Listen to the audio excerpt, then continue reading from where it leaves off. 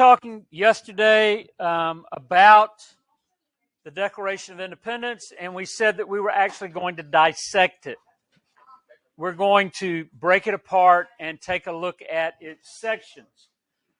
We talked about Thomas Jefferson, the fact that he was the primary or the main author of the Declaration of Independence. One of the men ever born in North America, if not the most intelligent man. He was a Renaissance man. He was very eclectic. He was involved in a lot of different things, and he was really good at a lot of different things. Well, I think we were talking yesterday as we left about the fact that as early as 1776, there's the opportunity with the writing of the Declaration of Independence to get rid of slavery, to end slavery in America, and it doesn't happen. There's a compromise, and we're going to see compromises that come about as we draw closer and closer to the Civil War, and they just don't last. They don't work. And that's true with the Declaration of Independence. But there's a great story that comes out of the Declaration of Independence, and that'll be the last thing we talk about today. Now, the Enlightenment is a period of history in the late 17th century, the 1600s, and the 18th century, the 1700s. And the Enlightenment is known for emphasizing reason, rational thought, and individualism rather than tradition, rather than, well, the world is flat because we've been told the world is flat. Proving that the world was round, exploration would be a part of the Enlightenment. One of the great thinkers of the Enlightenment period was John Locke. He's an Englishman. And Jefferson actually goes to John Locke's writing, and he uses part of Locke's writing. He uses Locke's ideas in writing the Declaration of Independence. For example, John Locke said that people are born with certain natural rights: life, liberty, property. Okay. He also said that people form governments to protect those rights. The purpose of the U.S. government, it is to protect our rights as U.S. citizens. Do they do it? Sometimes. Sometimes they don't. And Locke goes further. He says, if the government fails to protect those rights, or even if the government interferes with those rights, it's time to overthrow the government. It's time to get rid of it and create a new one. And that's John Locke. This is one of the people that Jefferson draws upon as he is writing the Declaration of Independence. The purpose of the Declaration is basically to answer the question, why? Why are we fighting? What are we fighting for? Why? It's to show why the colonies are in revolt against the British. There are 4 parts to the Declaration of Independence, and as I said, maybe I didn't say it yesterday, but we're going to break those down. We're going to look at each one of those parts. There's a preamble, and it's not "We the People." It's a different preamble. Y'all were getting excited because you thought you were going to get to sing "We the People in order to form a more perfect union." But no, you're not going to get to it. There's a Declaration of Natural Rights, and this is really where Jefferson draws upon the writings of John Locke. There's a list of grievances. What's a grievance? Think of a complaint.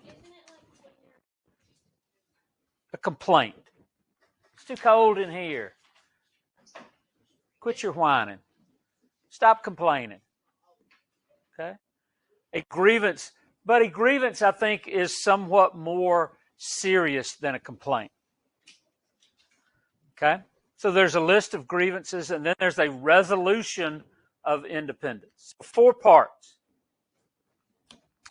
The first part is the preamble. It's simply an introduction. That's all a preamble does. It introduces the writing. The preamble to the Constitution, what does it do? It introduces the Constitution. And so the preamble in the Declaration just simply introduces it, and it answers the question, why? Why the Declaration of Independence was written. When you write an essay, your introduction answers a question, doesn't it? Why? Why am I writing this? Why have I given you this to read? You explain why. And that's what the preamble to the Declaration of Independence does.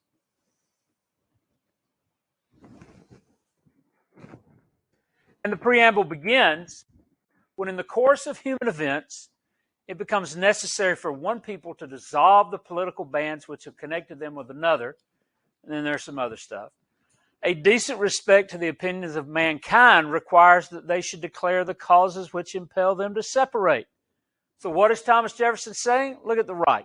When it's necessary for people to separate from the government, people need to tell others the reason why they are separating.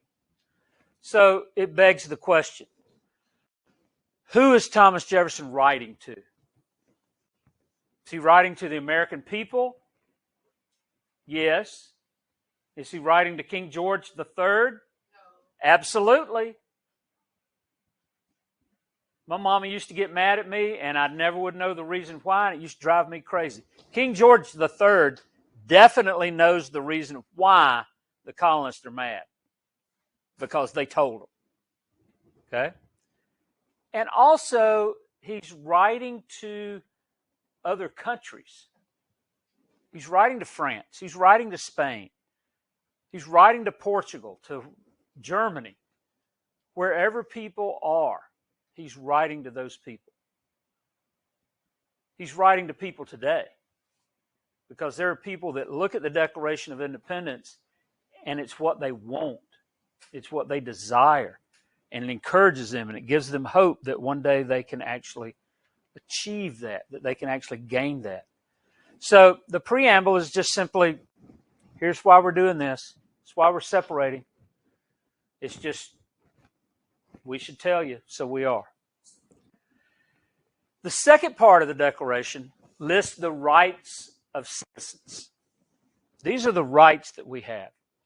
And really it explains that in a republic, which we are a republic, we're a democratic republic. What is all this crap all over the floor?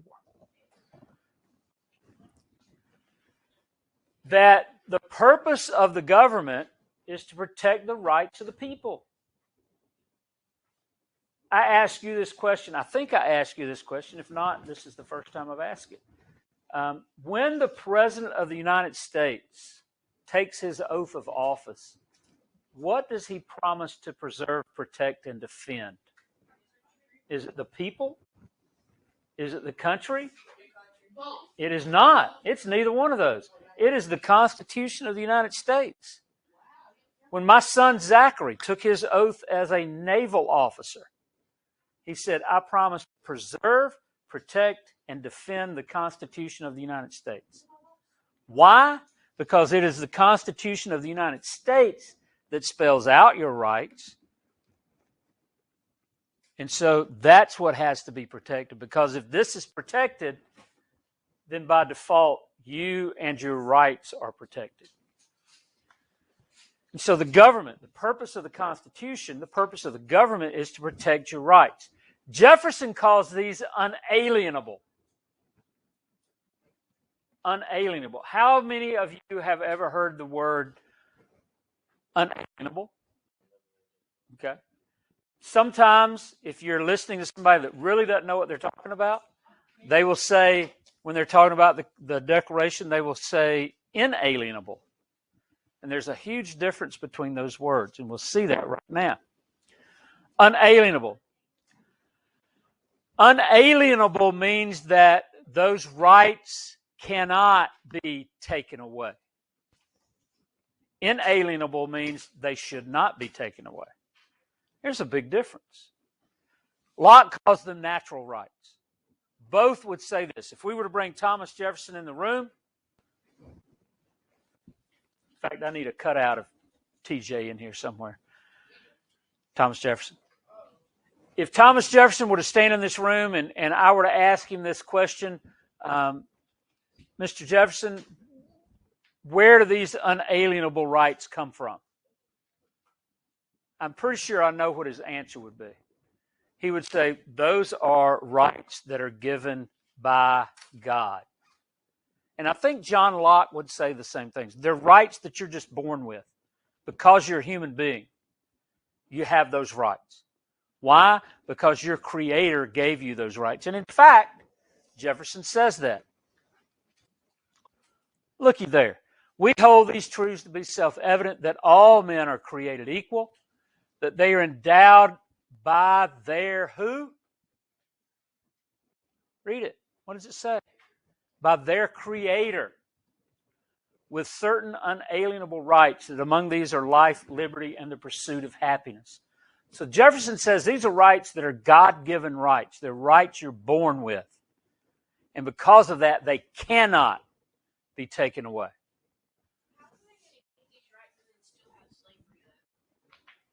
That's one of the great mysteries of the Declaration of Independence. It's one of the anomalies that we see, the contradictions that we see. But keep thinking about it, because something's going to happen here pretty soon. That among these are life, liberty, and the pursuit of happiness. Well, we'll get to Locke in just a second. Notice one thing. Men are only mentioned, or only men are mentioned. Now, here, I think that's just a generic use of the word. I think what Jefferson means is humanity, that all humans are created equal. And again, these ideas are not his own. They are not original with Jefferson. They come from John Locke, his idea of natural rights. In fact, Locke said, all mankind being all equal and independent, no one ought to harm another in his life, health, liberty, or possessions. Thomas Jefferson committed academic fraud. He did? He plagiarized. He changed his property to pursue happiness. Yeah, well, that won't cut it. Yeah, he did. But here's the thing. Everybody knew where those words came from. Anybody who was well-read understood that those are John Locke's ideas. And Thomas Jefferson is improving upon those ideas. It didn't matter, quite simply. And that's not the only person that he draws from. He draws from the Magna Carta. He draws from the Virginia Statute on Religious Freedom, several others as well. And he says this, he goes on, he says that to secure these rights, governments are instituted among men, deriving their powers from the consent of the government. What does he mean? Governments are empowered by people, and they get their power to govern from people. Again, only men are mentioned, and here I'm not so sure he means humanity. The government's job is to protect the rights of the people. That's what the U.S. government is supposed to do, protect our rights. That's what the Constitution does. And where do they get that power? From the people. We give them that authority. We give them that power to govern on our behalf, to protect our rights. Okay? He goes on. This is one of the longer parts of the Declaration. That whenever any form of government becomes destructive of these ends, it is the right of the people to alter or to abolish it. It is their right, it is their duty to throw off such government and provide new guards for their future security. So what does Jefferson say? He said, if the government's not protecting your rights, get rid of it.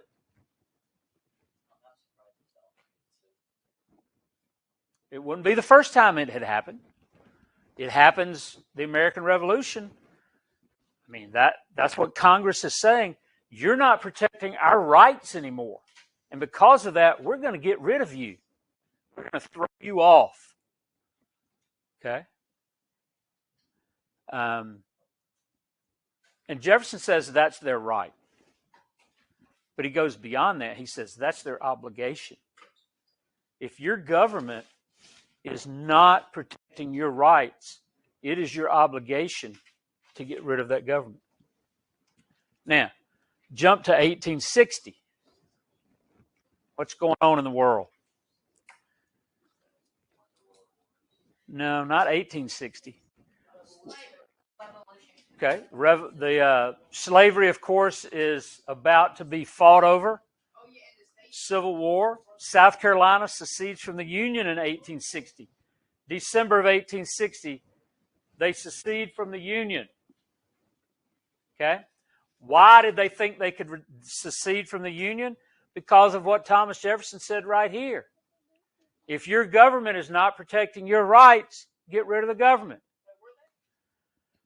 Well, the South Carolina didn't think that the federal government was protecting their rights. And what right in specific are we talking about? Slavery. And so South Carolina says, okay, we're going to get rid of our government. We're going to start a new one. Because they felt like the government wasn't protecting their rights. And then 10 other states do it. They attempt to overthrow, to get rid of the government. And I think Caleb alluded to this just a moment ago. There are people in the United States who feel like the government is not protecting their rights today. And, I mean, I would be shocked. I wouldn't be terribly surprised, but there'd be a little shock there if that began to happen. And in reality, we have the opportunity to overthrow our government every 2 years, every 4 years, and every 6 years. Because every 2 years, we can completely clean house in the House of Representatives. We can elect an entire new House. Okay? Every 4 years, we can do what? Elect a new president. Every 6 years, we have the opportunity to elect new senators. So in reality, we have the opportunity to overthrow the government, not in a negative sense, but to remake it, to change it, by putting new people into the government, into those positions. And again, Jefferson and Locke say that's your obligation. That's your duty. And if people ever ask, why should I vote? There's your answer right there. There's your answer. You're obligated to change the government. So when you turn 18, I suspect you should register to vote. If you don't, I will hunt you down. I'll be old. I mean, really old by then. When is that? 4 years from now? I'll be 63 years old. I will hunt you down. Hit you. I will hit you with my cane.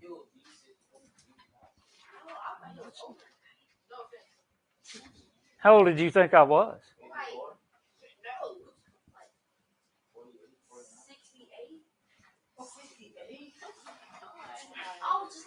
You don't have good sense, do you? No, you don't. 59. Just turned 59. I decided this morning that you put Major Stone and Major Smith together, and they're still not as old as I am. Yeah. Anyway, the list of grievances. We have this Declaration of Natural Rights. Government is created by man to protect their rights. The third part of the Declaration is a list of grievances. And again, a grievance is more than just a complaint. I think it's a little more serious than just a complaint.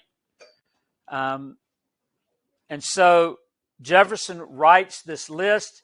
It's directed at England, and in particular, it is directed at King George III. And there are 28 of them, 28 complaints, 28 grievances in this part of the Declaration. We're not going to read all 28. We could. It wouldn't take us very long, but we're not. And here's some of the things they're complaining about. You've sent British soldiers to live here, and we don't want them here. We haven't given you permission for that. We are being required to quarter British troops, the Quartering Act. You are not punishing troops when they mistreat, when they harm the colonists. You have cut off trade with the rest of the world. And you're taxing without our permission. And so really what are they listing? The Navigation Act, the Stamp Act, the Intolerable Acts, the Tea Act, the Quartering Act, the Sugar Act, all those different taxes and laws regarding trade and what happens in the colonies is what they are complaining about. Does King George pay any attention to it? No, he does not. Completely ignores it. But again, who else is getting this? The people of the colonies. There are copies of it that are being sent to France. There are copies of it in Spain. There are copies of it in Germany. There are copies all over the known world at the time. And people are watching. What's going to happen? Subjects rebelling against their king. What's going to happen? Well, you know what happens. The French Revolution comes along after the American Revolution, and the same thing happens. The monarchy is overthrown. Anyway. Huh? Much more violent. Well, it all took place in France. That's one of the reasons. Kind of like the American Civil War. So the final part of the Declaration of Independence is what we call a Resolution of Independence. And to me, it's some of the most powerful words, at least some of the most emotionally powerful words ever written. It's just the conclusion. That's all it is. And there's one sentence in particular that I think is incredibly powerful. Jefferson writes, "We, therefore, the representatives of the United States of America in General Congress assembled, appealing to the Supreme Judge of the world for the rectitude of our intentions, do in the name and by authority of the good people of these colonies solemnly publish and declare that these United States are and of right ought to be free and independent states, that they are absolved from all allegiance to the British Crown, and that all political connection between them and the state of Great Britain is and ought to be totally dissolved." And if you listen to that, you would have heard Richard Henry Lee say, these United Colonies are and of right ought to be free and independent states. Straight out of Lee's resolution. And that as free and independent states, they have full power to levy war, conclude peace, contract alliances, establish commerce, and to do all other acts and things which independent states may of right do. And for the support of this declaration, with a firm reliance on the protection of divine providence, we mutually pledge to each other our lives, our fortunes, and our sacred honor. And I think that is the powerful sentence. We pledge to each other our lives, our fortunes, and our sacred honor. 56 men signed the Declaration. 56 men committed treason. Had the colonies lost, all of them, their families would have been destitute. George Washington would have been killed. And so they know the price, and they're willing to pay that price if that's what it takes, so that they can live as free men. All right. So that's the 4 parts of the Declaration. This is Independence Hall in Philadelphia. Went there a couple of summers ago. It was hot. And it was hot when Jefferson and those members of the Second Continental Congress are debating inside Independence Hall. They don't have the windows open because they don't want people outside hearing what's going on. So it would have been really hot and stuffy. One of the funny things about Independence Hall is it's right in the middle of Philadelphia. And it is surrounded all around by these huge buildings. It's just totally out of place. If you were actually where I took this picture, I was standing at Constitution Hall, which is a museum. It's actually not Constitution Hall. It's Center for Constitutional Rights or something like that. And then off to the right would be the Liberty Bell. So it's a pretty neat place to visit if you ever get the opportunity to go to Philadelphia, make sure you go to Independence Hall and check out all the stuff that's there in the heart of Philadelphia. I also got to eat lunch while we were there at a tavern that George and Martha Washington used to eat at. So it had been there since like the 1740s. Been there a long time. It was interesting. Some of the food had been there since the 1740s. Yeah, it was. It was really good. I'm just kidding, Emma. All right. And here's the best picture. You ready? Everybody awake? Okay, it might frighten you a little bit.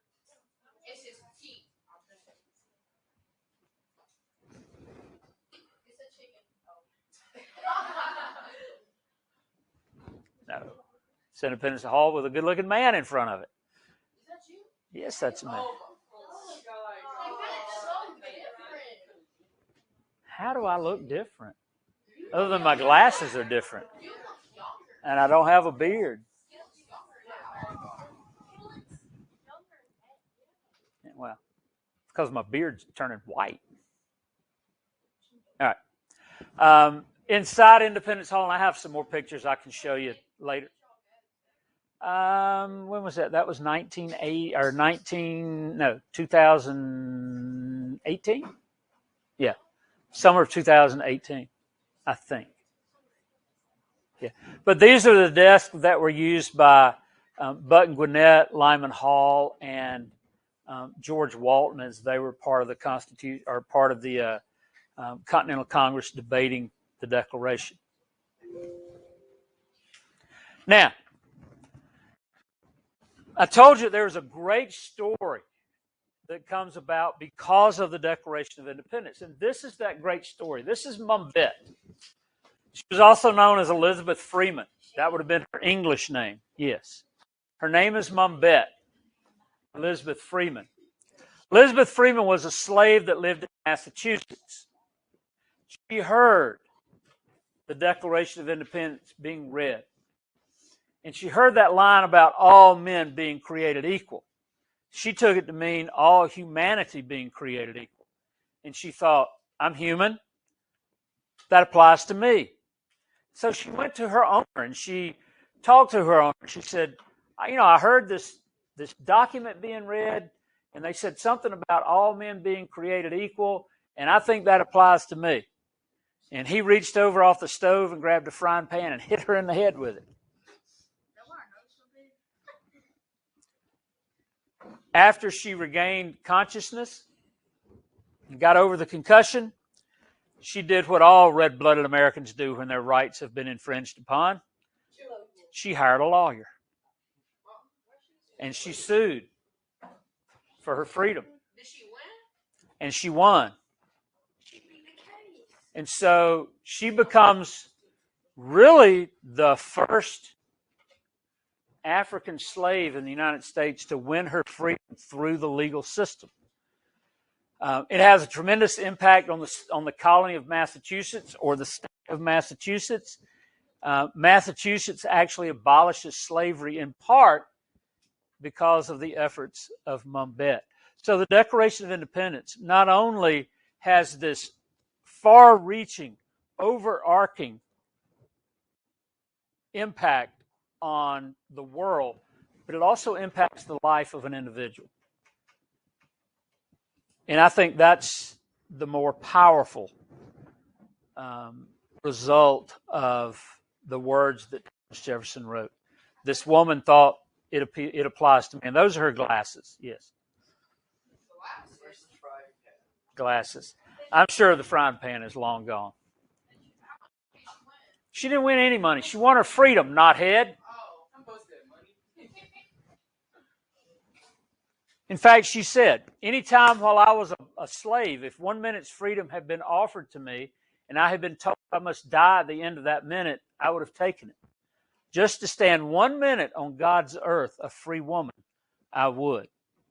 Now, that's somebody who understands the cost of freedom, how precious freedom is. Just give me a minute. Just 1 minute, and that'll be enough.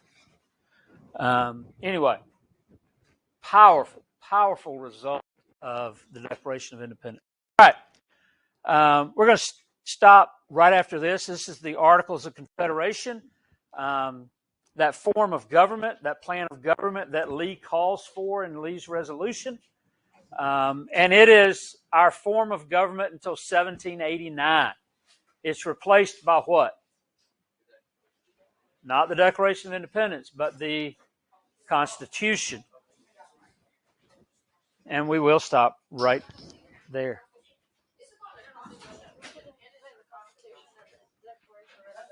What? Declaration of Independence is a document stating that we no longer want to be a part of Great Britain. The Constitution is a plan of government. This is how our government will work. All right. Shh, nobody said talk. So the Battle of Lexington and Concord. Match that with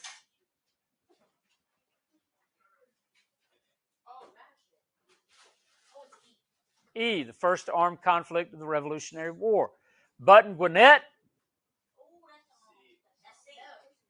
It is C, Georgia's delegate to the Second Continental Congress. Second Continental Congress. That's F, meeting where colonists listed reasons for independence. 4, Thomas Jefferson, the author of the Declaration of Independence. Redcoats, British soldiers, and 6, Declaration of Independence. Statement of independence from it. All right. All Georgians were in favor of American independence from Britain. That's false. Georgia was not represented at the First Continental Congress. That's true. Number 3, the first armed conflict of the American Revolution took place in Massachusetts. It's true, Lexington and Concord. Number 4, Georgia was not represented at the Second Continental Congress. That's false. Number 5, both the First and Second Continental Congresses took place before the Revolutionary War began. That is false. Second one took place after Lexington and Concord. Number 6, Thomas Jefferson was the primary author of the Declaration of Independence. And then 7, Georgians Button Gwinnett, Lyman Hall, and George Walton signed the Declaration of Independence. That is true. All right. So I'm going to give you something. You can start working on it now. You've got about 12 minutes to start working on it. It will be Tuesday when you come back. It's not all that long. There's some reading that's involved in it. You will be able, after your quiz tomorrow.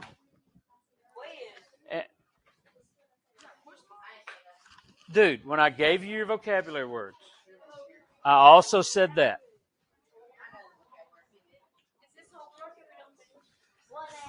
It's due Tuesday. You've got time to work on it now. You'll have time after your quiz tomorrow.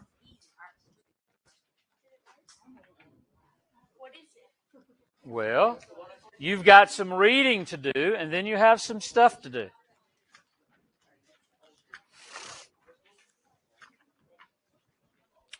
You have some reading to do about things that lead up to the Revolution.